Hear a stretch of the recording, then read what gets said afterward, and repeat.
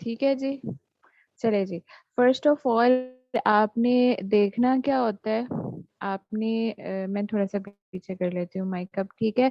सबसे पहले हमारा एमसीक्यूज या यूक्यूज करवाने का क्या मकसद होता है? मकसद ये होता है कि आपने, मैंने हमेशा ये किया है कि जब भी आपने सिनेरियोज पढ़ने हैं तो आपको क्या आना चाहिए, किस किस को पता है, कौन कौन मेरे स्टूडेंट्स हैं उन्हें पता होगा कि आपको क्या क्या आना चाहिए। सबसे पहले आपको आना चाहिए डायग्नोस्टिक पॉइंट्स। अगर आपके पास डायग्नोस्टिक पॉइंट्स आपके माइंड में होंगे, आपके माइंड में होगा कि इस चीज पे हमने फोकस करना है, इस चीज पे हमने फोकस नहीं करना है, ये चीज हमारे लिए इरेलेवेंट है, ये चीज रेलेवेंट है, और इस तरह से आप उसके ऊपर या तो मार्किंग कर लो या अंडरलाइन कर लो, आपको पता चल जाएगा कि ये आपका सिनेरियो कौन सा है, ठीक है। और उसके नीचे पे इन्वेस्टिगेशंस और जो क्वेश्चंस होते हैं वो आपके सिनेरियो को 100% बनाते हैं। समझ आ गई है यहाँ तक? बॉयज और गर्ल्स, मुझे आप दोनों एक्टिव चाहिए, ठीक है। अगर एक्टिव नहीं होंगे तो मैं बार बार रुकूंगी, बार बार आपको तंग करूंगी, आपका टाइम वेस्ट होगा। सब लोग मेरे साथ हैं? कोई ऐसा बंदा? ठीक हो गया। चलिए जी, बिस्मिल्लाहिर्रहमानिर्रहीम। अब सबको समझ आ गई। सबसे पहले हमने क्या देखना होता है, मुझे जल्दी से ओवरव्यू दे दो ताकि हमें एमसीक्यूज करने में आसानी हो। सबसे पहले स्टार्ट करने में आपने सिनेरियो या कोई भी चीज पढ़ते हैं तो क्या देखना होता है? सबसे पहले क्या देखना होता है? मेरे साथ साथ बोलो। फिर उसके बाद क्या देखना होता है? जेंडर, मेल है या फीमेल, ठीक हो गया। उसके बाद आपने क्या देखना होता है? वो कैजुअलिटी आउटडोर में आया, ओपीडी में आया, इमरजेंसी में आया, किस में आया, ठीक है। फिर उसके बाद आपने देख क्यूट है या क्रॉनिक है। फिर उसके बाद आप जब पढ़ते हो तो आप रीजन्स पे जाते हो। शाबाश, वेरी गुड, रीजन्स पे जाते हो। बॉयज मुझे आप लोग भी एक्टिव चाहिए हो, शाबाश। बॉयज मेरे सामने आए, सारे बॉयज मेरे सामने आए, वरना सबको ग्रुप में फाइन करूंगी। अच्छा, अब उसके बाद जो है वो क्या कहते हैं उसको, अब इसके ये तीन चार चीजें देखने के बाद अब मैं आपको एक जो बात बताऊं कि जब हम पेपर कर रहे होते हैं, जब हम हमारे सामने इकट्ठे 14 सिनेरियोज आ जाते हैं तो हम कंफ्यूज हो जाते हैं। हमें हर सिनेरियो एक जैसा लग रहा होता है क्योंकि वो बॉडी से ही होता है, तो हमने कैसे उसको डिफ्रेंशिएट करना होता है कि ये कौन से सिस्टम से है। अब ये चार चीजें पढ़ने के बाद जब हम आगे पढ़ेंगे ना तब हमें पता चलेगा कि ये कौन से सिस्टम से है, और फिर हमारा क्या, फर्स्ट ऑफ ऑल हमारा क्या डिसाइड हो जाएगा, सिस्टम। लाइक आज हमने पढ़ना है तो हमें पता चल जाएगा कि ये सीएनएस का है। अब जब उसके बाद हम उसके फर्दर सिम्टम्स जब पढ़ेंगे तो पता चल जाएगा कि ये सीएनएस की कौन सी मेजर डिजीज में है, ठीक हो गया। उसके बाद हमारा आंसर कंफर्म हो जाएगा। इससे दो फायदे होते हैं। एक तो ये होता है कि हमें पता होता है, फॉर एग्जांपल सीवीएस से 2 क्वेश्चन आने और सीएनएस से 1 क्वेश्चन आना, अगर हम सीएनएस के 3 बना के बैठे हैं तो हमें पता चल जाएगा कि नहीं यार, हम कहीं पे लैग कर रहे हैं, हम उसको दोबारा रीड करेंगे, दोबारा रीड करेंगे, क्योंकि पिछली दफा सिस्टिक फाइब्रोसिस का सवाल था और उसमें उसने उसने मर्मर दिए थे, सबको लग रहा था कि ये सीवीएस का सवाल है, लेकिन वो रिस्पायरेटरी का था। इसी तरह 3 क्वेश्चन में मर्मर्स थे। इसी तरह से क्वेश्चंस होते हैं, और ये सारी चीजें होती हैं, ये स्मार्टनेस होती है आपकी कि आपने इसे करना होता है। समझ आ गई है? चलिए जी, टाइम वेस्ट किए बगैर अब स्टार्ट करते हैं। फर्स्ट क्वेश्चन हमारा है, अभी कल परसों करवाया है, हर किसी को आना चाहिए। मुझे आपने यहाँ आपका जो लैपटॉप या मोबाइल है उसका कर्सर जो भी आपका हाथ पर होना चाहिए, जो क्या कहते हैं उसको, टाइपिंग पैड, और आप मुझे साथ साथ उसके डायग्नोस्टिक पॉइंट्स मैं बोलती जाऊँ और आप लिख के सेंड कर दे जाएं, तो इससे आपको पता चल जाएगा और मुझे भी पता चल जाएगा आपको आता है, और दूसरा आपको याद हो जाएंगे। सबसे पहले अब आपको नजर आ रहा होगा जीबीएस, ठीक है। तो हम इसका पहले क्वेश्चन पढ़ लेते हैं कि क्वेश्चन में उसने लिखा क्या। ये देखिए, 20 years ओल्ड गर्ल, ठीक है, एक 20 years एक गर्ल। अब ये कहाँ पर आई है? इमरजेंसी में। किसके साथ आई है? फिर अब हम नेक्स्ट देख रहे हैं, weakness in both upper limbs for last 1 week. मुझे बताओ, जीआईटी में अपर लिम के साथ कोई मसला या लोअर लिम के साथ होना था? उसको नहीं होना था, ठीक है। डिफिकल्टी इन ब्रीदिंग हम सीरियस में कह सकते हैं, लेकिन उसने स्टार्ट किया अपर और लोअर लिम्ब से। हमारे माइंड में आ गया कि यार इसे कोई सीएनएस का इशू है। And difficulty in breathing for last 24 hours. जब हमने एग्जामिनेशन किया तो वो फुली कॉन्शियस थी विद मोटर वीकनेस। अब मुझे बताओ, जिससे ऊपर तक कोई कंफ्यूजन थी अब उसे पता चल गया कि ये सीएनएस का क्वेश्चन है। उसके बाद जब उन्होंने बताया कि 2/5 इन लिम्स, तो थोड़ा थोड़ा सा जीबीएस की तरफ जाना शुरू हो गया माइंड, ठीक है जी। There was evidence of loss of sensation and absent tendon jerks. यहाँ से आपको क्या होता है, कंफर्म हो जाता है कि ये क्या क्वेश्चन है, जीबीएस, ठीक हो गया। आगे आप देखो, हर सेचुरेशन, वो तो उन्होंने बताया कि ब्रीथिंग डिफिकल्टी की वजह से जो है वो उसकी ऑक्सीजन सेचुरेशन 80% होती है। जल्दी से बताओ, ऑक्सीजन सेचुरेशन कितनी होती है नॉर्मल? 20%, 30%, 92% नहीं कोमल, 95 नहीं, 95 से 100 तक, ठीक है। 93 से less it's an emergency in nowadays, ठीक है। अच्छा, समझ आ गई क्वेश्चन की? अब अगर जीबीएस का सवाल आएगा तो कर लोगे। एक और सवाल देख लेते हैं। 25 years old man presented with progressive paralysis of all four limbs। GBS में ज्यादा बातें किसकी होंगी? लिम्स की। ओवरडेज एग्जामिनेशन में क्या नजर आया? हाइपोटोनिया और ग्रेड 0/5 पावर और absent reflexes in all four limbs. Compare करें इसको इसके साथ, इसमें भी लिम्स के अंदर वीकनेस थी, उसके साथ ब्रीथिंग डिफिकल्टी थी, इमरजेंसी में आई थी, मोटर वीकनेस थी, 2/5 लॉस ऑफ सेंसेशन बिल्कुल, और एब्सेंट टेंडन रिफ्लेक्सेस, इसमें भी एब्सेंट रिफ्लेक्सेस, 0/5 पावर, हाइपोटोनिया और पैरालिसिस। ठीक हो गया। अब उन्होंने ये साथ में थोड़ा सा दे दिया कि सेंसेशंस उसकी नॉर्मल थी, मोटर सिस्टम यहाँ पे उसका खराब है लेकिन यहाँ पे थोड़ा सा नॉर्मल था। सीएसएफ में क्या था उसके? Opening pressure 13, cell count 7, protein इतना, शुगर इतनी, ग्राम स्टेन, जेड स्टेन इतना, और ब्लड ग्लूकोज इतना। अब ब्लड ग्लूकोज का मुझे बताओ कि नॉर्मल बीएसआर रैंडम कितनी होती है? शाबाश, तंग तो नहीं आ जाते कि ये मैम आके हमसे ही पूछने लग जाती हैं? अच्छा, बीएसआर नॉर्मल कितनी होती है जल्दी से बताएं? रैंडम 82, 110 होनी चाहिए मेरा ख्याल है, ठीक है। वेरी गुड, शाबाश। अच्छा, अब उसके बाद नेक्स्ट है जी, 15 years old boy who is brought to you with progressive weakness। मैं साथ साथ इसलिए हाईलाइट कर रही हूँ कि आपको डायग्नोस्टिक पॉइंट्स याद रहें और समझ आने शुरू हो जाएं, ठीक है। Of both lower limb over a period of 7 days। He was previously normal except mild flu prior to the condition। Examination किया तो अलर्ट था, फेब्राइल था, कोई फीवर भी नहीं था। जनरल फिजिकल एग्जामिनेशन, कोई एबनॉर्मेलिटी नहीं थी, एंडेड टेस्टिस थे उसके, वो चलो एक अलग चीज थी। पावर इन अपर लिम जो है वो 5/5, लेकिन लो लिम में कितनी थी? 2/5। लो जी, उसने ये भी बता दिया कि डीप टेंडन रिफ्लेक्सेस एब्सेंट थे। अब अगर यहाँ पे वो किसी मरमर का भी जिक्र कर देता तब भी आपका क्या डायग्नोसिस बनना था? Guillain Barre syndrome. क्यों गिलियन बेरी सिंड्रोम बनना था? क्योंकि उसने कंफर्म कर दिया अपने इससे कि उसके डीप टेंडन रिफ्लेक्सेस एब्सेंट है और उसकी ये पावर जो है वो 2/5 है। ठीक हो गया। आगे क्लिनिकल फीचर्स इसके पढ़ लें क्या क्या होते हैं जल्दी जल्दी। हमने बेसिकली क्वेश्चन और डायग्नोस्टिक पॉइंट्स पे फोकस करना है, इसलिए मैं आंसर्स पे थोड़ा कम ही फोकस करूंगी ताकि आप लोगों का टाइम भी ना वेस्ट हो। मुझे पता है कि थके होते हो, गुस्से में भी होते हो अगर कभी कोई एक्स्ट्रा बात कर दो, क्योंकि काफ़ी लोगों की नाइट वार्ड्स होती हैं, काफ़ी लोगों ने सोना होता है, एक्सेट्रा एक्सेट्रा, ठीक है। तो सबसे पहले क्लिनिकल फीचर्स में क्या होगा? प्रेस्थीजिया होगा, लिम्फ पेन भी हो सकती है, स्वेर भी हो सकती है, रेपिडली असेंडिंग मसल वीकनेस जो हमने देखी है लोअर टू अपर लिम्ब, जिसकी वजह से अक्सर के अपर लिम्ब तो नॉर्मल थे लेकिन लोअर लिम्ब वीक होने शुरू हो गए थे। फेशियल और बर्बर वीकनेसेस थी, बिल्कुल सिमेट्रिकल असेंडिंग पैरालिसिस भी हो सकता है, रेस्पिरेटरी वीकनेस। ठीक हो गया, नेक्स्ट चले। ओ ओ, चलो अब ऐसे नहीं करते, अब इसको नहीं छोड़ते, अब वैसे ही कर लेते हैं, ठीक है। और उसके अलावा क्या हो सकता है? वीकनेस जो इन्होंने बता दी, और रिस्पिरेटरी इन्फेक्शन, डायरिया भी हो सकता है इसकी वजह से, और ये चीजें। अब इन्वेस्टिगेशंस में आप क्या क्या कराओगे? आपने देखा होगा ये जो उसने बताई है इन्वेस्टिगेशंस, इसमें से भी आप अपना ले सकते हो हेल्प, ठीक है। सीएसआर। अच्छा, मुझे यहाँ पे एक क्वेश्चन का आंसर दे कि अगर फॉर एग्जांपल 3 इन्वेस्टिगेशंस करानी है, एक्सरे, एमआरआई और बायोप्सी फॉर एग्जांपल, किसी भी डिजीज में, और उसने 2 करा दी और उसने कहा कि अब आप इन्वेस्टिगेशंस पूछो, तो क्या आप सिर्फ वही 2 लिखोगे या फर्स्ट प्रायोरिटी पे वो लिखोगे जो उसने मेंशन नहीं की हुई? तो गुड मार्क्स लेने के लिए फर्स्ट प्रायोरिटी पे वो लिखनी है जो उसने मेंशन नहीं की हुई, क्योंकि वो पूछना ही वो चाह रहा है जो उसने मेंशन नहीं की हुई। बॉयज एक्टिव हो जाएं, सारे जाग जाएं साथ मेरे, वरना मैंने इधर ही डिसमिस कर देनी है मीटिंग, ठीक है।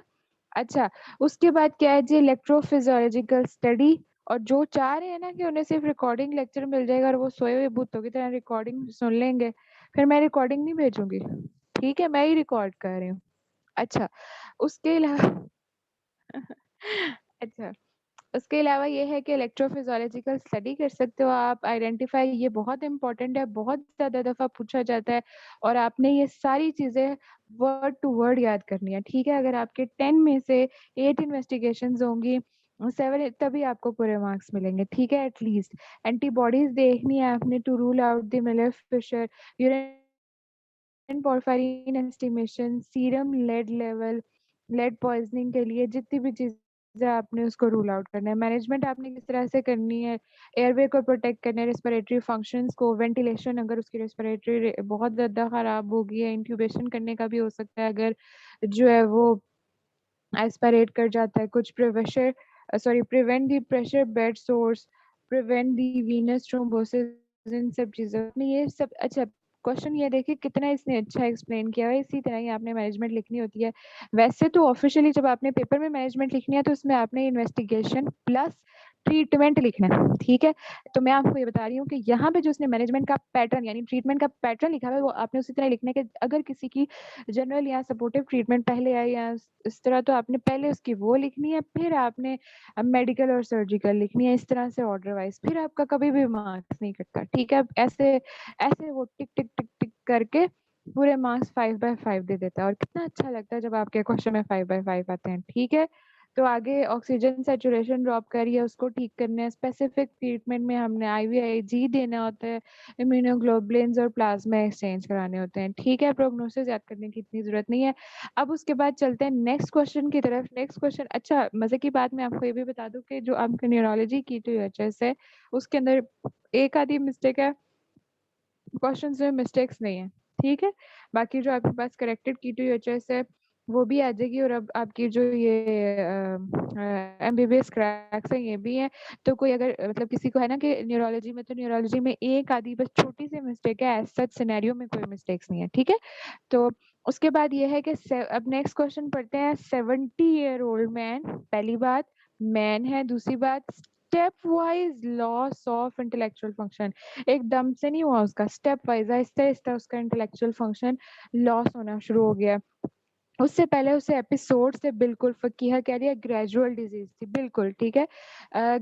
Episodes had been associated with unilateral weakness और डिफिकल्टी इन स्वेलिंग, ठीक है? फिर उसके बाद क्या हुआ, उसको यूनिलेटरल था, फिर उसके बाद यूनिलेटरल बेबिन की साइन जो था वो हमने देखा पॉजिटिव था ऑन न्यूरोलॉजिकल एग्जामिनेशन। अब मुझे बताओ ये क्वेश्चन CVS का या GIT का या लिवर का हो सकता है? स्किन का भी नहीं हो सकता। उसके बाद क्या था, increase tone in the lower limbs और मास्क लाइक फेस। सबसे पहले हमने एज वगैरह देख के सारा देख के देखा कि ये क्वेश्चन किसका है, CNS का। उसके बाद हमने डिजीज से कोरिलेट किया कि ये कौन सी डिजीज को डायग्नोस्टिक पॉइंट्स जा रहे हैं। यूनिलेटरल बेबिनिटी साइन पॉजिटिव किस में होता है, increase tone in lower limbs किस में होती है, और step wise loss of intellectual function किस में होता है। अब अगर मैं सोचूं तो मुझे लगेगा कि ये कोई ब्रेन का इशू है उसको, ठीक है? CNS में कोई ब्रेन का या किसी इस तरह का इशू है। तो अब क्या इशू होगा, कहाँ पे इशू होगा, बेसल गैंग्लिया में कहीं पे जाके उसके इशू होगा। ठीक हो गया, समझ आ गई है ये बात? यहाँ तक किसी को कोई मसला? मास्क लाइक फेस से पार्किंसन की तरफ जा रहा है, बिल्कुल। लेकिन ये है कि उसके साथ उसने आपको ट्रेमर्स नहीं बताया, उसने उसके साथ आपको कोई और जो जिसे कहते हैं मतलब वो गेट मूवमेंट्स वगैरह के बारे में उसने नहीं बताया, ठीक है? अच्छा, अब उसके बाद जो है वो नेक्स्ट क्वेश्चन देखें। 45 years old painter while painting had a mild headache, अचानक से उसको थोड़ी सी हेडेक होती है। His painting brush suddenly dropped from his hand, followed by the weakness of right upper और lower limb. On examination उसकी pulse थी 70 पल्स नॉर्मल है क्या नॉर्मल है, टैकी है या ब्रेडी है? मुझे तो लगता है ये टेकिपनिक हो गई है बहुत ज्यादा। अब नहीं है तो बताओ टेकिपनिक क्यों नहीं है?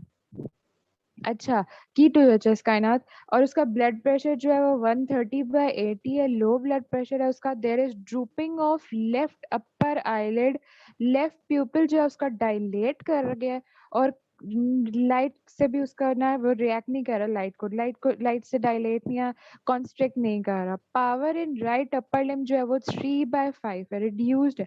और राइट लोअर लिम में भी 4/5 है। टेंडन रिफ्लेक्सेस क्या है, ब्रिस्क है on upper and right lower limb, and plantar reflexes, right plantar is extended. अच्छा, मुझे ये कोमल ने बताया 60-100 बिल्कुल। जो उसकी पल्स है वो नॉर्मल है, 72 आइडियल होती है, लेकिन 60-80 हम नॉर्मल कंसिडर करते हैं।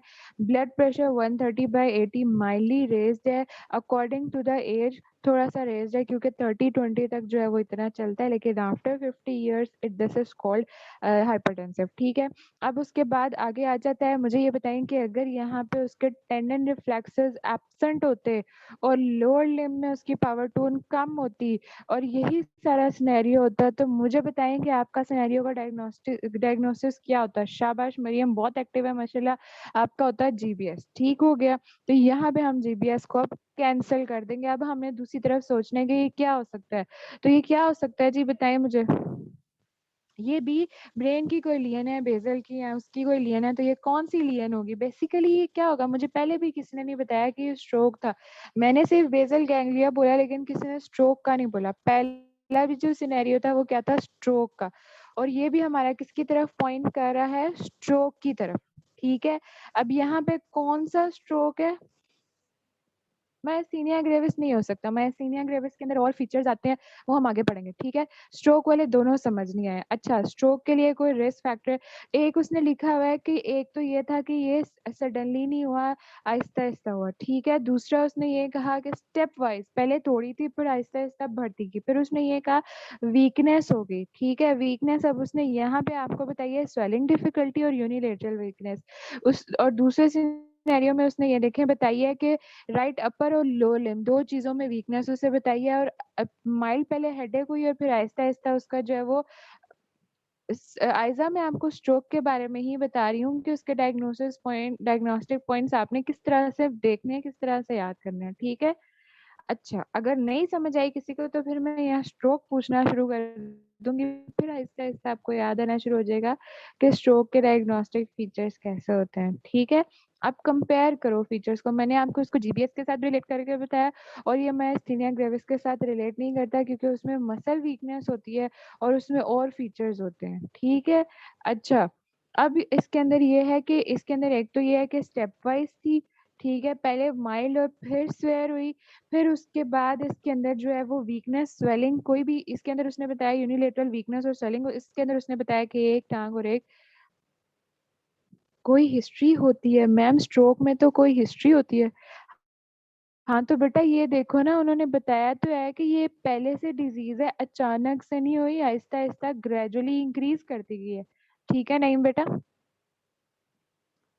नेक्स्ट क्वेश्चन पढ़ लेते हैं। सी पार्ट इसका एक और है, शायद उससे आपको समझ आ जाए। इसके अंदर भी देखो कि 20 ईयर ओल्ड माइट्रल स्टेनोसिस की वो ऑलरेडी पेशेंट है इमरजेंसी रूम में with history of sudden weakness. अब ये इमरजेंसी रूम में माइट्रल स्टेनोसिस की वजह से आई है, लेकिन उसको क्या हुआ है, history of sudden weakness of right half of the body, on examination conscious, irregular pulse, BP उसका 110/70 और signs of upper motor neuron lesion. अगर ये सीएनएस का क्वेश्चन होता तो वो आपसे पूछते किसको, कौन सी इरेगुलर पल्स है, बीपी, और इस सब के अकॉर्डिंग आपकी कौन सी कार्डियोवास्कुलर डिजीज है, तो आपका बनता है माइट्रल स्टेनोसिस। लेकिन अब उसने आपको बता दिया माइट्रल स्टेनोसिस, और वो आपको ये बता रहे हैं कि उसको सडन वीकनेस स्टार्ट हुई right half of the body के ऊपर। ठीक है, उसकी हिस्ट्री थी कि उसे अचानक से जो है ना वो right half of the body के ऊपर वीकनेस स्टार्ट हो जाती है। बिल्कुल ठीक है, तो एंड साइंस फकीहा, आप ना डायरेक्ट मैसेज करने की बजाय सबको मैसेज कर दो ताकि सबका फायदा हो जाए, हमारा टाइम भी कम लगे। ठीक है, स्कैन में क्या नजर आया, हाइपोडेंस एरिया कहाँ पे, लेफ्ट पेराइटल रीजन पे। तो मेरा माइंड ये कहता है कि अब इसकी ब्रेन की किसी जगह पे जो है ना वो कोई लीन है। ठीक है, और उससे क्या हुआ है, उसको इस्केमिक स्ट्रोक, समझ आ गई है। फकीहा ने कहा माइट्रल स्टेनोसिस में एट्रियल फिब्रिलेशन होगी और उससे एम्बोलिक स्ट्रोक होगा ब्रेन में। ठीक है, समझ आ गई है। यहाँ पे भी वीकनेस, सडन वीकनेस की हिस्ट्री है। उसके अंदर भी उसने बताया कि ग्रेजुअली जो था उसको क्या कहते हैं हेडेक हुआ, उसके बाद उसको जो है उसका सर में दर्द हुई, हेडेक हुआ, आहिस्ता आहिस्ता बढ़ती गई, पेन ब्रश नीचे गिर गया, पेशेंट कोलैप्स करना शुरू हो गया, उसकी टांग उसके हाथ दोनों चीजें जो थे वो वीक होने शुरू हो गए। उसके रिफ्लेक्सेस उन्होंने बताया 3/5 और 4/5, टेंडन रिफ्लेक्सेस भी ब्रिस्क थे, और अपर एंड राइट लोअर लिप। समझ आ गई, किसी को नहीं समझ आई तो वो मुझसे फिर से पूछ सकता है, लड़के सारे और लड़कियां। 57 बच्चे हैं, एटलीस्ट 57 के, बल्कि 55 हैं, 2 तो बीच में मैं हूँ, एटलीस्ट 55 के 55 यहाँ से एटलीस्ट ये 2-3 जितने भी हम सिनेरियोज करें वो करके जाना, एटलीस्ट पेपर में आपको सिनेरियो आ जाए, डायग्नोसिस आ जाए, इन्वेस्टिगेशन ट्रीटमेंट तो आप खुद भी लिख लेते हो, है कि नहीं? चलें जी, अब उसके रिस्क फैक्टर्स देख लें। एज होती है, जेंडर मेल में ज़्यादा होता है as compare to female, race, hereditary, previous vascular को इवेंट, एमआई, स्ट्रोक वगैरह चल रहा है, उसका हाई फाइब्रोनोजन है, मॉडिफाइबल में blood pressure, heart disease, diabetes mellitus, hyperlipidemia, smoking, excessive alcohol, ये सारी चीज़ें हैं, ठीक है? इन्वेस्टिगेशंस आप क्या-क्या कराओगे? बीएसआर चेक करोगे, उसकी कोलेस्ट्रॉल, हाइपरलिपिडीमिया इस वजह से, सीबीसी चेक करोगे हीमोग्लोबिन लेवल देखने के लिए, ये चेक करोगे, anti nucleic antibodies, protein CS check करोगे, ईएसआर उसका चेक करोगे, सीरम प्रोटीन इलेक्ट्रोफोरेसिस, ईएसआर उसका रेज्ड होगा। न्यूरो इमेजिंग में आप एमआरआई और सीटी देखोगे, उसमें आपने बताया, उसने आपको बताया ना ऊपर के हाइपोडेंस एरिया सीटी में, ठीक है? तो उससे भी आप क्वेश्चन से भी फिर अल्ट्रासाउंड, डुप्लेक्स अल्ट्रासाउंड करोगे और डॉपलर अल्ट्रासाउंड करोगे। उसके अलावा एमआरआई एंजियोग्राफी कर सकते हो, ठीक है? ये वेस्क्यूलर इमेजिंग के लिए, ओके? सीटी एंजियोग्राफी और इंट्रा आर्टीरियल कॉन्ट्रास्ट एंजियोग्राफी, ये सारी भी स्पेसिफिक इन्वेस्टिगेशंस कार्डियक एब्नॉर्मलिटी को रूल आउट करने के लिए ये देखोगे, और फिर उसकी मैनेजमेंट, ठीक है? पढ़ने की जरूरत तो नहीं है मैनेजमेंट कॉम्प्लिकेशंस। आगे चलें नेक्स्ट सिनेरियो की तरफ। चलें जी। 22 years old male consulted an ophthalmologist for sudden loss of vision in the left eye. 6 months ago, she had weakness of right arm and staggering gait, which improved over 2 months. ठीक है? 2 years ago, she felt numbness in limbs, and was thought to be functional as no neurological deficit was detected at the time. On examination, ophthalmologist ने देखा afferent papillary defect and intranuclear ophthalmoplegia. Neurologist ने positive लेहरमाइट sign और रेटेक्सिया भी देखा। अब अगर आप लोग चाहते हो कि आप लोगों के बेस्ट नंबर आए, तो ये मैं जिन जिन चीज़ों को हाईलाइट कर रही होती हूँ, ये सारी चीज़ें लिखो except the age and gender, वो बेशक लिखो ना लिखो, लेकिन ये जो मैंने साइंस अंडरलाइन किए हैं, हाईलाइट किया, उसे लिखो और साथ में लिख दो कि ये जो है वो जीबीएस का बन रहा है, ये जो है वो स्ट्रोक का बन रहा है, ये जो है वो मल्टीपल स्क्लेरोसिस का बन रहा है। इस तरह आपको याद भी हो जाएगा और आपके पेपर के लिए डायग्नोस्टिक पॉइंट्स भी बन जाएंगे। अब इसमें आपने क्या क्या देखा?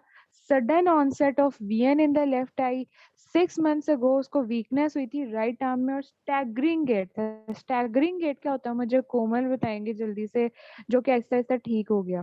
फिर 2 years अगो उसे नमनेस भी हुई थी लिम्स में, और जो था वो थॉट टू बी फंक्शनल, क्योंकि कोई न्यूरोलॉजिकल डेफिसिट तब रूल आउट नहीं किया गया था। लेकिन जब ऑप्थेमोलॉजिस्ट ने फिर से एग्जामिन किया तो उसको नजर आया पेपिलरी डिफेक्ट और इंट्रा न्यूक्लियर ऑफ्थेल्मोप्लेजिया। तो न्यूरोलॉजिस्ट ने और इसके अलावा न्यूरोलॉजिस्ट ने क्या देखा?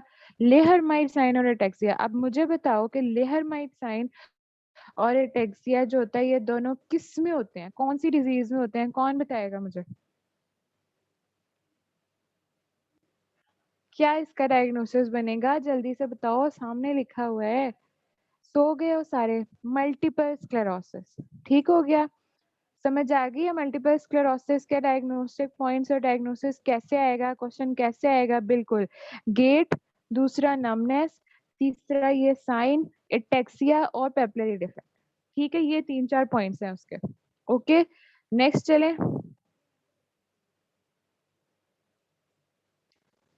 अगर किसी चीज कोई और इसके अलावा कोई समझ आ जाए, सॉरी समझ ना आए कोई चीज, कोई इन्वेस्टिगेशन ट्रीटमेंट, तो वो आप मुझसे बाद में भी पूछ सकते हैं, ग्रुप में भी पूछ सकते हैं, ठीक है? अब नेक्स्ट क्वेश्चन है जी, mister X is a known case of valvular heart disease, और वो क्या ले रही है? Oral anticoagulants. एंटीकोएगुलेंट्स वो किस लिए ले रही है, कोई बताएगा? पास्ट 3 मंथ से, और ही फेल फ्रॉम मोटरसाइकिल। 2 दिन पहले वो मोटरसाइकिल से गिरी, और कहाँ पे उसको चोट आई है? उसको चोट आई है आई पे, और ट्रांजिएंट लॉस ऑफ कॉन्शियसनेस। आई पे चोट आई है तो इसका मतलब कि सर पे भी चोट आई होगी, सर के साथ ही आई होती है इस वजह से, और साथ में transient loss of consciousness. He develop gradual loss of consciousness since last night. Examination में डीपली हेमरेज और dilated pupil of the right eye, generalized hypotonia था उसका, और extensor plantar reflex on the left side. पहली बात तो जब मैं इस सिनेरियो को पढ़ूंगी तो मुझे पता चलेगा कि एक तो ये पेशेंट जो है जैसे ही नीचे गिरी है और उसकी राइट आई पे इंजरी हुई है, दैट मीन्स कि जब वो मेरे पास अगर इमरजेंसी में आएगा तो मैं उसका सीटी ब्रेन करवाऊंगी, क्योंकि उसकी ट्रांजिएंट लॉस ऑफ कॉन्शियसनेस की भी हिस्ट्री थी, एलओसी उसका पॉजिटिव था, तो उसको कोई ब्रेन की इंजरी या ब्रेन में कोई ब्लीडिंग या हेमरेज तो नहीं है, उसको कंफर्म करने के लिए हम सीटी ब्रेन करवाते हैं। अगर उसका लॉस ऑफ कॉन्शियसनेस नहीं हुआ होता, अगर वो ठीक होती, बेहोश वगैरह ना हुई होती, तो फिर हमें सीटी ब्रेन करने की जरूरत नहीं थी, लेकिन अब उसका हुआ है तो इस वजह से हमने सीटी ब्रेन करवाना है। अब सीटी ब्रेन जब करवाया और एग्जामिनेशन पे देखा तो डीपली हैमरेज और डायलेटेड प्यूपल्स जो थे राइट आई पे, और साथ में हाइपोटोनिया और एक्सटेंसर प्लांटर रिफ्लेक्स भी था लेफ्ट साइड के ऊपर। अब मुझे बताओ ये सारी चीजें किस चीज का डायग्नोसिस बना रही हैं? सबसे पहले तो मैंने आपको बता दिया कि ब्रेन की कोई लीन है, हेमरेज है। अब कौन सा है, एक्स्ट्रा ड्यूरल है, सबड्यूरल है, कौन सा है इसके अंदर? बिल्कुल सब नेक्रोइड हेमरेज। ठीक हो गया, क्या है इसके अंदर? सब रेक्नोइड हेमरेज। ठीक है, सब रेक्नोइड हेमरेज के डायग्नोस्टिक पॉइंट्स क्या होते हैं मुझे बताओ जल्दी से, क्या क्या इसके क्लिनिकल फीचर्स, क्या क्या डायग्नोस्टिक पॉइंट्स होते हैं, नीचे लिखे भी हुए हैं। सबसे पहले तो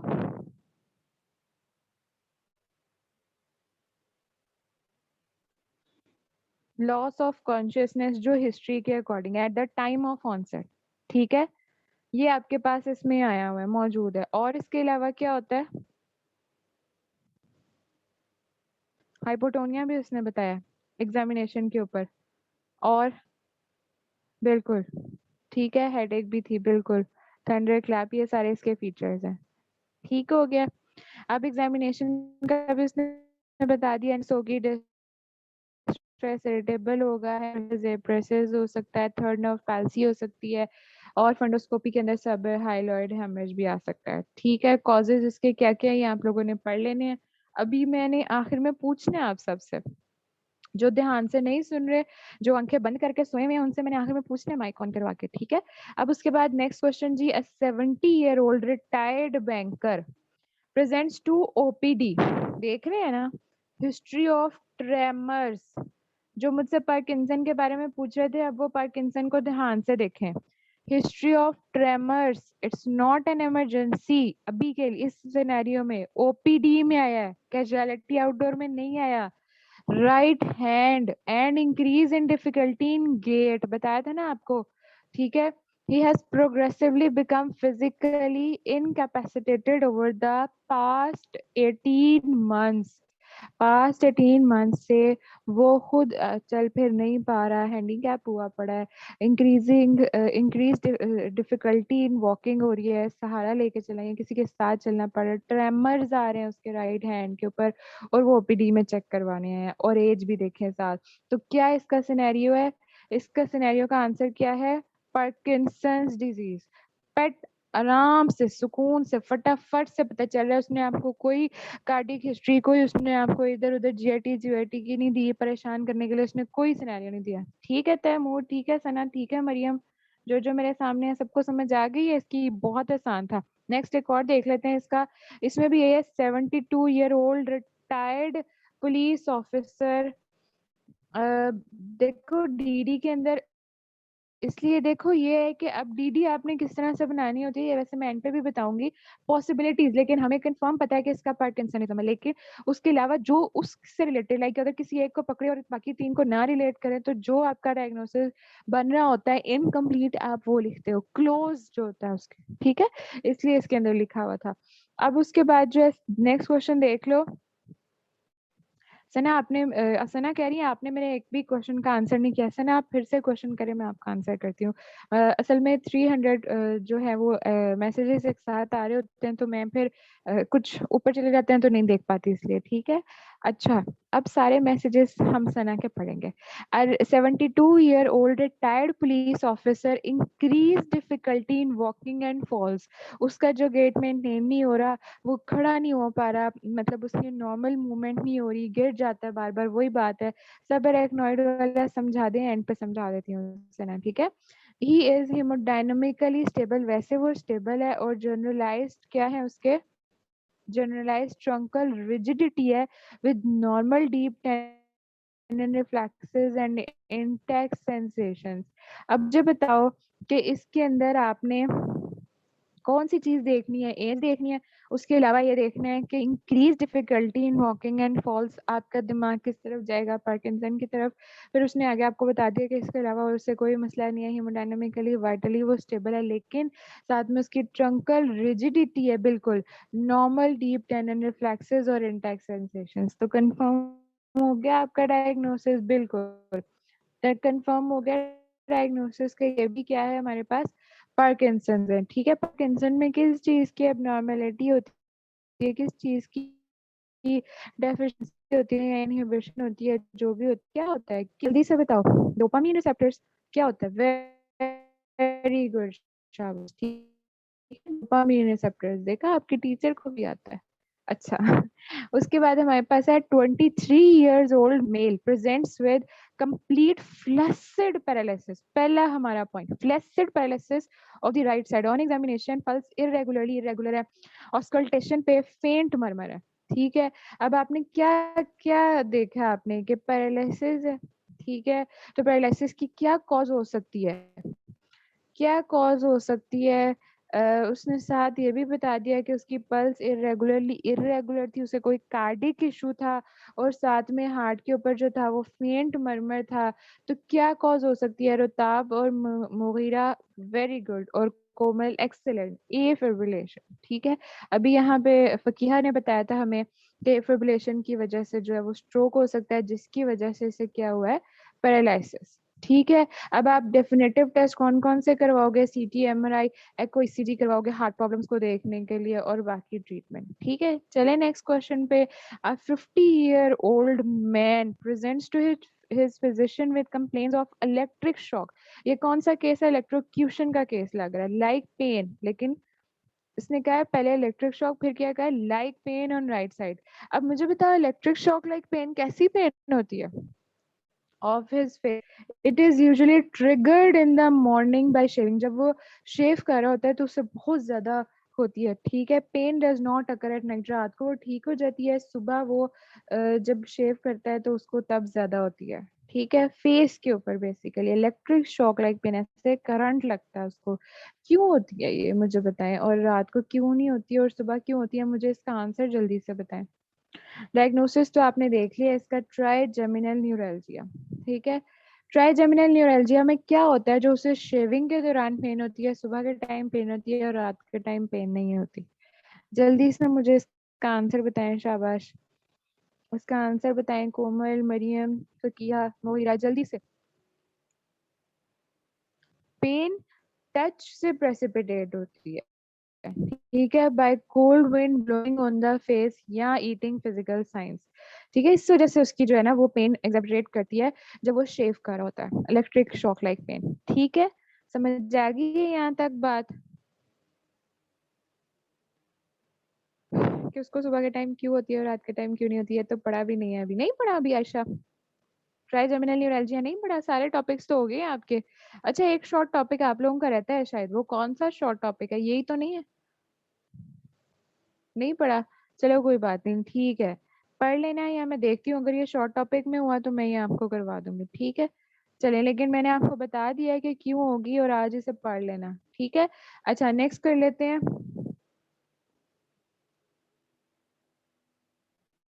ये भी नहीं पढ़ा होगा आप लोगों ने? फिर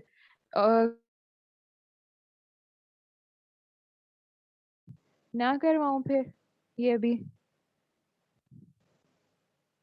ये दो तीन टॉपिक्स मेरा ख्याल है नहीं पढ़े। हेमरेजिक स्ट्रोक भी रहता है? नहीं यार, माजिद बेटा, साहब भाई ने मुझे बताया कि सारे खत्म हो गए, परसों तो आप लोगों का टेस्ट है, कल आप लोगों को छुट्टी है, सिर्फ एक आप लोगों का शॉर्ट टॉपिक रह गया था, वो मैं डॉक्टर इमला से पूछ के आपको बता दूंगी, करवा दूंगी। ठीक है, वो मैं रिकॉर्ड करके भेज दूंगी।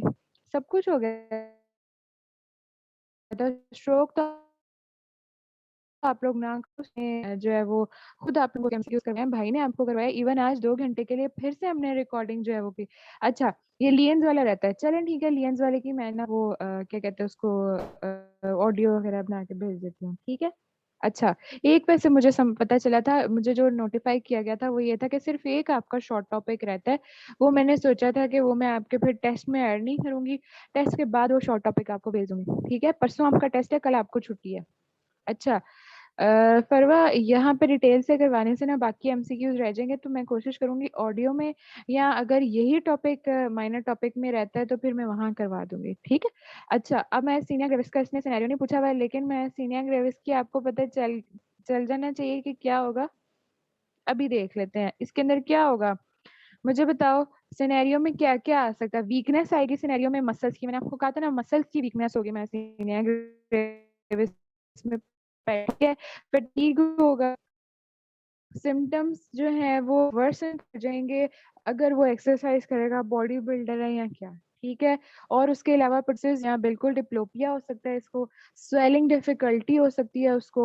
और वो एक एक सिनेरियो मैंने अभी कल परसों पढ़ा था, मेरा ख्याल है आपको शायद भेजा भी था, कि उसके अंदर नहीं, मैं आज खुद ही बल्कि पढ़ी थी, कि उसके अंदर लिखा हुआ था कि एक जो है वो लेडी है, वो यंग है, वो अपनी कॉम कर रही होती है बाल, और कॉम करते करते उसके बाजू ऊपर नहीं होता, कोम नहीं कर सकती, और कोम जब वो नीचे गिर जाती है, तो this is the pet sign of the myasthenia gravis. बाकी उसकी स्वेलिंग डिफिकल्टी और वीकनिंग ऑफ द मसल्स भी उन्होंने मेंशन की हुई थी। ठीक है। अच्छा, मुझे ये अब जल्दी से बता दें कि इसके अंदर कौन सी ट्रीटमेंट हम देते हैं इसको रिवर्स करने के लिए।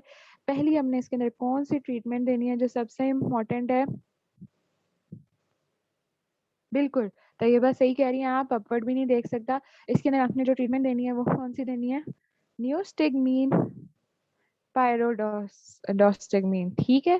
अच्छा, अब उसके बाद आपके पास है 50। अच्छा, ये कितनी खुशी की बात होती होगी ना, प्रोग्नोसिस नहीं करना होता होगा, लेकिन कुछ ऐसे हैं चीजें जिसमें आपसे वाइवाज में से ना प्रोग्नोसिस पूछ लेते हैं, और कभी कभी किसी एक आधे क्वेश्चन में एमसीक्यू वगैरह में पूछ लेते हैं। ठीक है। अच्छा, परेशान ना हो, मैं तुम लोगों को जल्दी फ्री कर दूंगी। ठीक है। अ 50-year-old female comes with history of single episode of jerky movements. बेटा कोमल, आज स्ट्रोक का लेक्चर का जो था 6 से 8 ओपन था, डॉक्टर हिफ्जा ने आपको बताया भी था। और मेरा ख्याल है नहीं, स्ट्रोक का नहीं होगा, फिर वो सीजर्स का होगा मेरा ख्याल है। मैं चेक करती हूँ, मैं आपको बताती हूँ। आज कोई एक लेक्चर 6 से 8 हुआ है, मैंने खुद करवाया यार, हमने भाई के तले मिन्नत करके करवाया, क्या हो गया। देखा करो ना ग्रुप। हाँ, सीजर्स का था ना वो। ठीक है। अच्छा, जेट movements of the body with loss of consciousness and passage of urine with trauma to the head and tongue according to the attendants, she first cried and got stiffness of all limbs। ठीक है। देखो, jerky movements है, 50-year female है, history of single episode of jerky movements with loss of consciousness.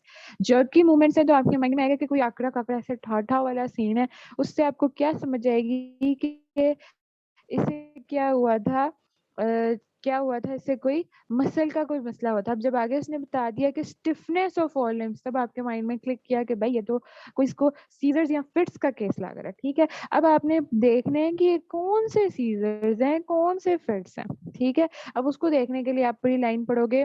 She fell down and started having the jerky movements of the body, the whole episode lasts for 2 minutes, सिर्फ 2 minute के लिए।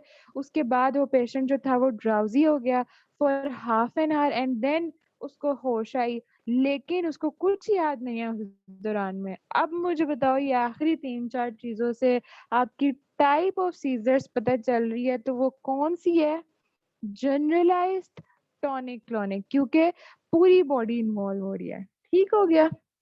अच्छा, उसके बाद उसकी causes और investigation ठीक हो गया, देख लेना। उसके बाद नेक्स्ट मैनेजमेंट भी। उसके बाद नेक्स्ट देखते हैं, अ 55-year-old male presented with progressive weakness of all four limbs, some wasting and power grade 3 in lower limbs or 2 in upper limbs। ठीक है। fasciculations noted on thigh muscles during examination, tendon breaks, breast reflex were breast. अच्छा, अगर इसके tendon reflexes absent होते और यही grade 3 grade 4 और सारे लिम्स होता, तो फिर क्या इसका आंसर होता, क्या इसका आंसर होता, इसका आंसर होता स्ट्रोक। हाँ ना, बिल्कुल इसका आंसर होता है स्ट्रोक। फजर, मेरी बात से इत्तेफाक या इत्तेफाक नहीं करती। उन्होंने कहा है कि इसका आंसर जीबीएस है। Very good. ठीक है, बाकी सबने भी जीबीएस का है। एक्टिव हो यार, अच्छी बात है, समझ गए हो। आ जाएंगे ना आप सारे सिनेरियो करने। प्रॉफ में 100 में से 100 लेने हैं इसमें, सीएनएस में। ठीक है। The higher mental functions cranial nerves और sensory system was normal on examination. तो इसमें आपके क्या क्या डायग्नोस्टिक पॉइंट्स बने? Progressive weakness of all 4 limbs, wasting थी, पावर ग्रेड 3 और 2 थी, फेसिकुलेशंस थी थाई मसल्स में, टेंडन रिफ्लेक्सेस ब्रिस्क थे। तो हमारा क्या ब्रेन का कोई इशू, ब्रेन में कहाँ पर इशू है जी? मोटर न्यूरॉन डिजीज, जो कि कंट्रोल कर रहे होते हैं आपकी पावर को और आपकी जो ये मसल रिफ्लेक्सेस को। ठीक है, सॉरी टेंडन रिफ्लेक्सेस को। ठीक है, तो आगे उसके सिम्टम्स, साइंस। साइंस में आप देखो ब्रिस्क रिफ्लेक्सेस हैं, वेस्टेड फेसिकुलेशंस हैं, फिर उसके बाद muscle of limb, tongue, face और extensor ocular muscle sphincter usually remain intact. अगर ये भी दिए होते फिर भी बिल्कुल ठीक है। उसके बाद हमारे पास ये कौन सा टॉपिक है, आयशा पूछ रही है ये कौन सा टॉपिक है। आयशा हम सीएनएस पढ़े हैं, सीएनएस में हम मोटर न्यूरॉन डिजीज कर रहे हैं। ठीक है, मोटर न्यूरॉन डिजीज के अंदर उसने पूछा हुआ है कि ये चीजें हमारे पास, ये वीकनेस है, यही पूछो ना आयशा आप।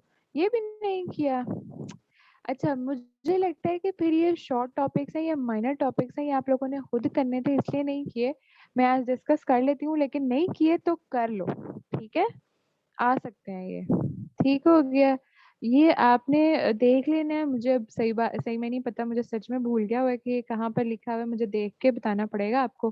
ठीक है, आप परवेज अकबर से कर रहे हो, उसमें देखो नहीं होगा तो आप डेविडसन या स्टेप अप से भी देख सकते हो। ठीक है। अच्छा, नेक्स्ट क्वेश्चन करें। हमने तो नहीं पढ़ा ये टॉपिक, सना कह रही है हमने ये टॉपिक नहीं पढ़ा। मैंने कहा जो जो टॉपिक्स आपने मायने नहीं पढ़े इसमें से सिर्फ एक क्वेश्चन है, वह रेयर आ सकते हैं ऐसे क्वेश्चंस जो आपके लियंस के या ऑप्थेमोलॉजी वाले वो नर्व्स वगैरह के लियंस के हैं वो, लेकिन आते हैं, आ सकते हैं, एमसीक्यूज में आ सकते हैं, इसलिए आपने इन्हें एक दफा जरूर पढ़ना है। ठीक है, इसलिए मैंने आपको बेस्ट बुक का बताया हुआ है, ट्राइजेमिनल वाला। बिल्कुल, मैं उसका तो आपको करती हूँ, मैं देखती हूँ कि कौन सा शॉर्ट टॉपिक रह गया। ठीक है, नेक्स्ट क्वेश्चन देख लेते हैं जी। Young man aged 18 has developed low grade fever और severe headache for last 2 weeks. अगर यार नहीं भी किया हुआ तो अब मैंने करवा दिया, उसको डायग्नोस्टिक पॉइंट्स करवा दी, ये तो समझ आ गई ना कि डायग्नोस्टिक पॉइंट्स किस तरह से निकालने हैं। आगे उसकी ट्रीटमेंट मैनेजमेंट याद कर लो। अगर नहीं हो रही, नहीं मुश्किल लग रही है, मुझे बता दो, मैं आपको ऑडियो में या वीडियो में आपको समझा दूंगी। ठीक है, नहीं मैं नहीं समझा सकी, 2 और कोऑर्डिनेटर्स है वो समझा देंगे, परेशान नहीं होना बस। ठीक है। अच्छा, developed low grade fever, swear headache for last 2 weeks on examination, neck rigidity। मुझे बताओ नेक रिजिडिटी जहां पे आ जाए वहां पे क्या आंसर होता है? नेक्स्ट क्वेश्चन में है complains of high grade fever, neck pain and headache for 2 days, altered conscious sensation for 2 hours, उसका बीपी इतना है, पल्स उसकी टेकिपनिक है। अब यहाँ पे पेशेंट टेकिपनिक है, 120 पर मिनट है, बीपी उसका कम है, जीसीएस भी उसका कम है और नेक उसकी रिजिड है, कोई फोकल डेफिसिट नहीं है, बाकी एग्जामिनेशन ठीक है। तो आपका पेट सिनेरियो किस चीज का बनेगा? शाबाश शाबाश, मेनिंजाइटिस का बनेगा। ठीक है, समझ आ गई मेनिंजाइटिस की भी, और मेनिंजाइटिस भी बहुत ज्यादा पूछा जाता है, मेनिंजाइटिस भी बहुत इंपॉर्टेंट है प्रॉफ पॉइंट ऑफ व्यू से। ठीक है, मैंने आपको इसीलिए बच्चों को मैंने बैक्टीरियल, वायरल और फंगल मेनिंजाइटिस से अलग-अलग करवा के उनकी मैनेजमेंट टेबुलेटेड फॉर्म में मंगवाई थी कि आप लोगों को याद हो जाए कि कौन सा मेनिंजाइटिस है और मेनिंजाइटिस के तीनों टाइप्स और उनकी मैनेजमेंट आनी चाहिए। ठीक है, नेक रिजिडिटी, हाई ग्रेड फीवर और नेक पेन और हेडेक भी साथ। ये 4-5 पेट चीजें जहां इकट्ठी आ जाए, आपने आंखें बंद करके क्या लिखना है? मेनिंजाइटिस। ठीक है, उसके बाद नेक्स्ट सिनेरियो है जी, 25-year-old lady, 1 year history of episodic unilateral throbbing headache. Throbbing headache क्या होता है? नोजिया, वॉमिटिंग और फोटोफोबिया भी है उसको साथ, family history of similar headaches और साथ में, अच्छा ये भी बहुत सी लड़कियों को होती है। जल्दी से बताओ थ्रोम्बिंग हेडेक क्या होती है? सुइयां चुभ रही हो जैसे, बिल्कुल वैसी headache, right? Am I right? ठीक है, साथ में उसे नोजिया वॉमिटिंग वाली भी फीलिंग हो रही होती है। हाँ, अगर आपको पता चल जाता है कि ये कौन-सा मेनिंजाइटिस है, तो आपने फिर उसी की लिखनी है। अगर नहीं पता चलता तो कोशिश करें कि आप पहले जो आपको मोस्ट प्रोबेबल लग रहा है उसकी लिख के बाकी दोनों की भी साथ लिखें, आपको अच्छे मार्क्स मिल जाएँगे। अच्छा, माइग्रेन में नहीं किया?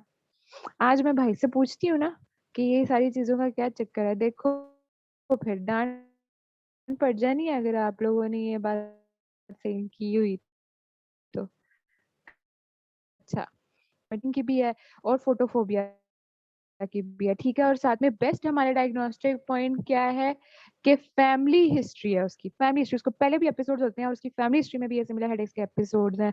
बाकी उसका सब कुछ ठीक है पर जो उसको सर दर्द है उसकी वजह से, पेन की वजह से हमेशा याद रखो कि पेशेंट टेकिप्निक होता है, उसकी पल्स ज़्यादा होती है। अगर उसकी पल्स ज़्यादा हो रही है, बीपी लो जो है वो नॉर्मल है, बाकी चीज़ें उसकी नॉर्मल हैं, डब्ल्यूबीसीज़ अगर उसके थोड़े से रेज़ हैं तो समझो कि उसको पेन हो रही है और डब्ल्यूबीसी रेज़ है तो मतलब के अंदर कोई उसके इन्फेक्शन चल रहा है, ठीक है? उसका सीटी भी नॉर्मल है, ठीक है? तो मेरे पास क्या डायग्नोसिस बना? माइग्रेन, ठीक हो गया।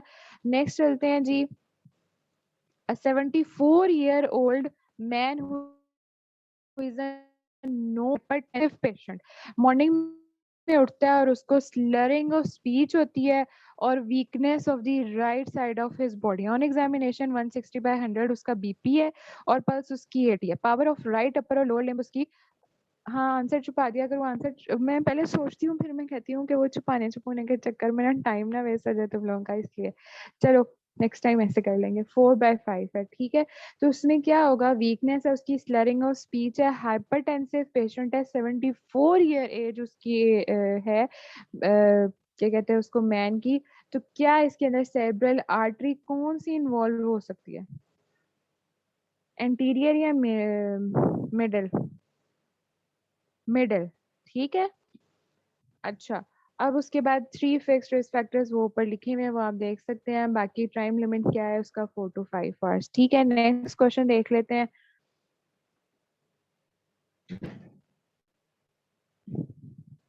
थोड़े से रह गए हैं, देखा मैंने वादे के मुताबिक जो है वो आपको जल्दी फ्री कर देना है।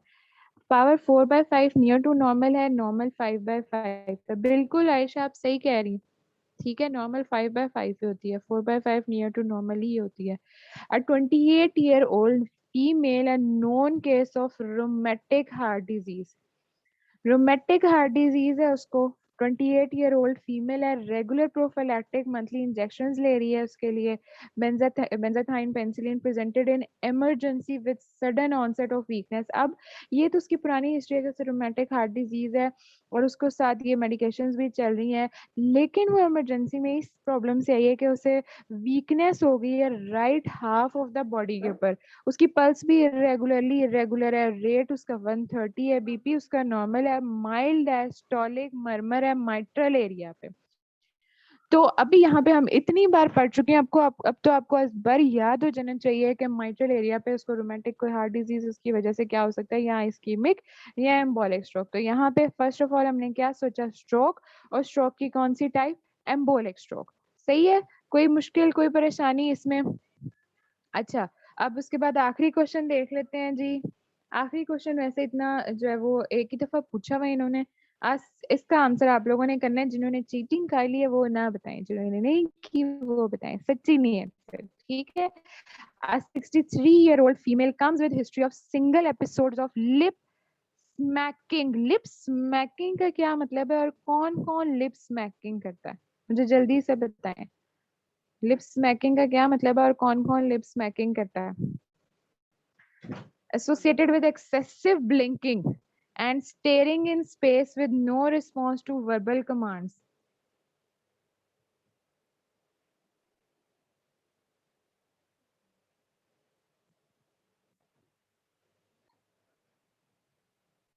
From attendance. After this episode, she remained drowsy or almost 1 hour and then become normal.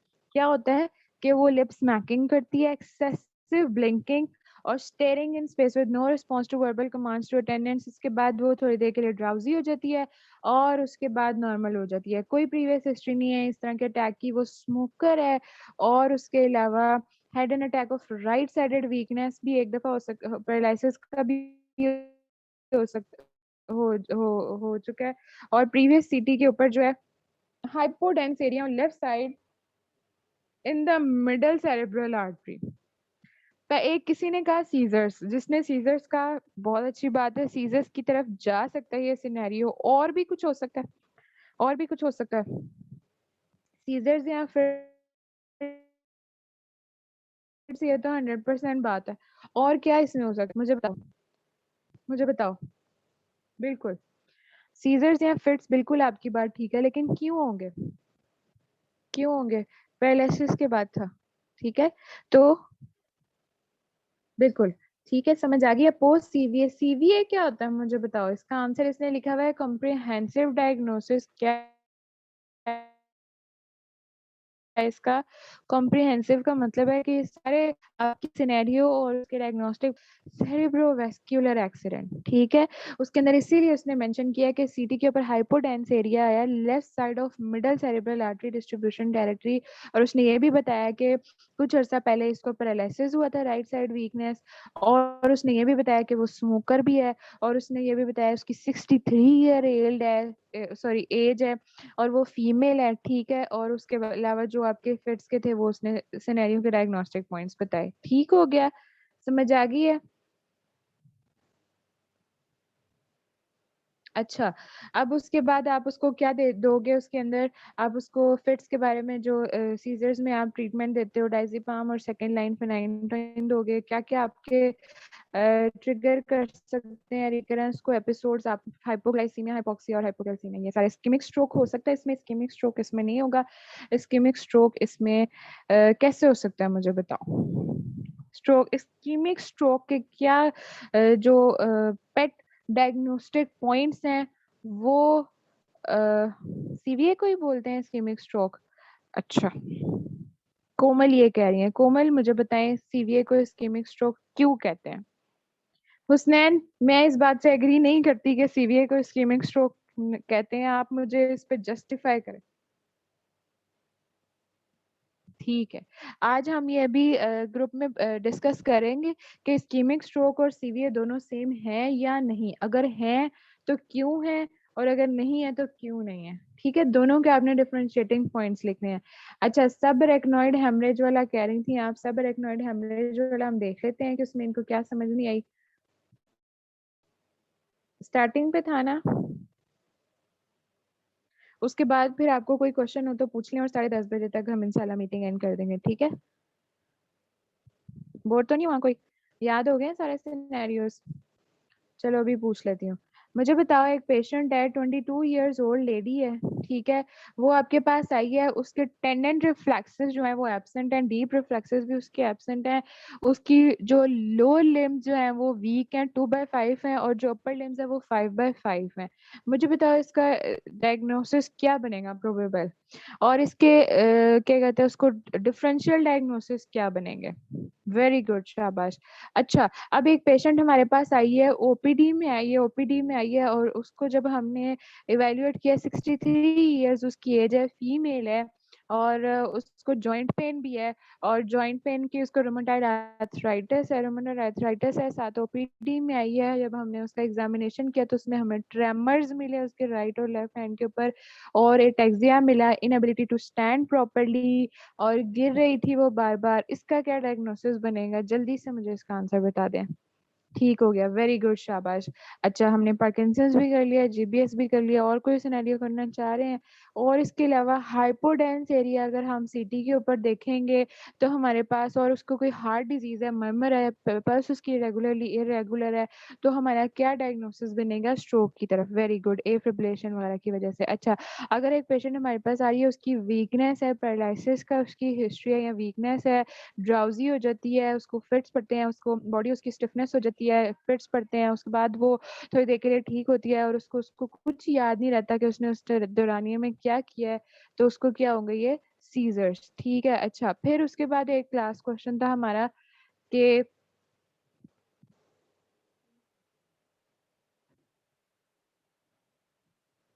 अच्छा, सीजर्स के अलावा हमने एक और क्वेश्चन किया था, मैं आप लोगों को उसका सिनेरियो बना के बताने लगी थी, मुझे याद नहीं आ रहा अब। खैर चलो ठीक है, आखिर में कर लेते हैं। एक और कोई चीज़ इंपॉर्टेंट थी, मुझे याद करा दो अगर किसी को याद है तो, नहीं तो हम यहाँ से देख लेते हैं।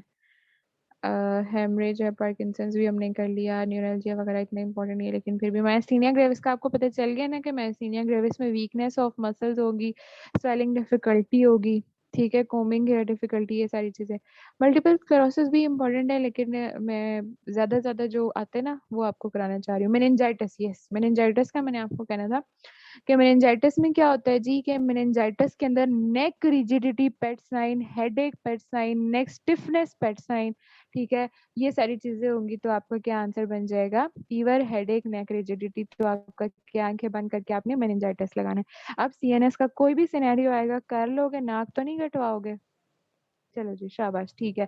अच्छा, अब पूछ रही थी सना के सब रेकनॉइड हेमरेज क्या होता है, मुझे बताएं सना, आपको इसमें क्या समझ नहीं आई?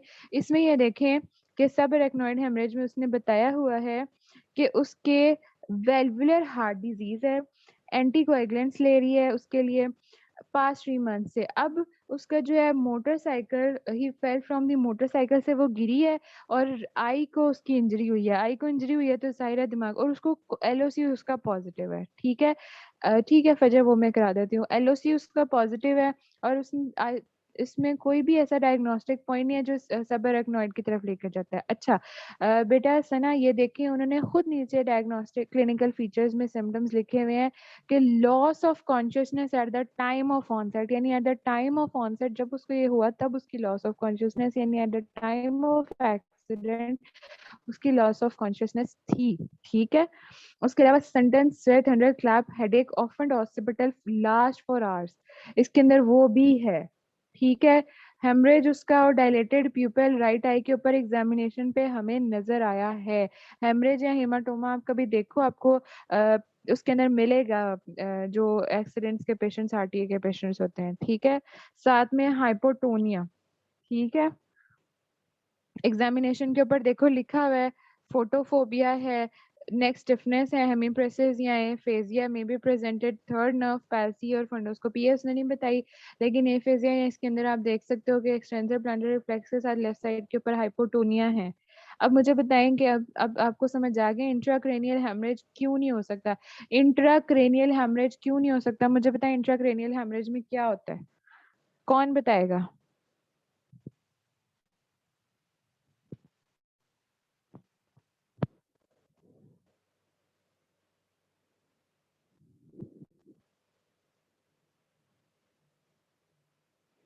इंट्राक्रेनियल हेमरेज ही बेटा, ये सब रेक्नॉइड हेमरेज इंट्राक्रेनियल हेमरेज की ही टाइप्स हैं।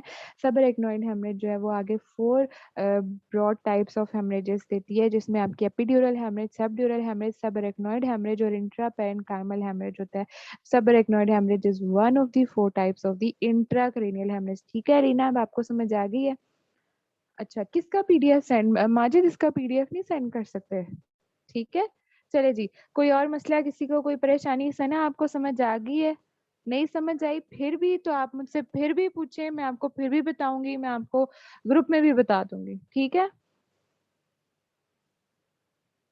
कोई और किसी को मसला, परेशानी, किसी और किसी क्वेश्चन से रिलेटेड हो गए आपके सिनेरियोस? सब एरेक्नॉइड में हेडेक होती है और नेक पेन होती है। देखो हमने अक्सर उसने फीचर्स नहीं दिए हुए थे सारे, उसने ये आपको बता दिया कि उसकी ग्रेजुअल लॉस ऑफ कॉन्शियसनेस थी, उसको आई के ऊपर चोट लगी है, उसकी हिस्ट्री उसकी हुई है, फॉल की हुई है, और साथ में उसके एक्सटेंसिव प्लांटर रिफ्लेक्सेस और हाइपोटोनिया जनरलाइज लेफ्ट साइड के ऊपर। अब देखो हर चीज आपको नहीं बताएगा, लेकिन जो आपका, इसीलिए हम कहते हैं most probable diagnosis according to the, अगर वो आपको सारे फीचर्स बता दे फिर तो बहुत आसानी हो, ठीक है। तो इस इन फीचर्स के अकॉर्डिंग जो आपका मोस्ट प्रोबेबल बनना है वो ये, यानी कि 4 में से उसने 2 फीचर दिए, 2 नहीं दिए, आई एग्री, उसने हेडेक पेन नेक पेन नहीं दी, लेकिन उसने लॉस ऑफ कॉन्शियसनेस दे दी है, और साथ में उसने रिफ्लेक्सेस के बारे में बता दिया, तो फिर आपका आंसर बन जाता है कि सबअरेक्नॉइड हेमरेज, ठीक है। समझ आ गई? और डीपली हेमरेज भी उसने बता दिया एग्जामिनेशन के ऊपर, डायलेटेड प्यूपल भी उसने बता दिया। अच्छा, आप लोगों से ज्यादा मुझे याद हो गया, अब मैं फाइनल का पेपर दे सकती हूँ। चलें जी, ठीक है, थैंक यू सो मच, अल्लाह हाफिज। किसी को फिर भी कोई समझ ना आए, कोई कोई बात, कोई चीज रह गई हो तो आप बता सकते हैं, आप पूछ सकते हैं यहाँ।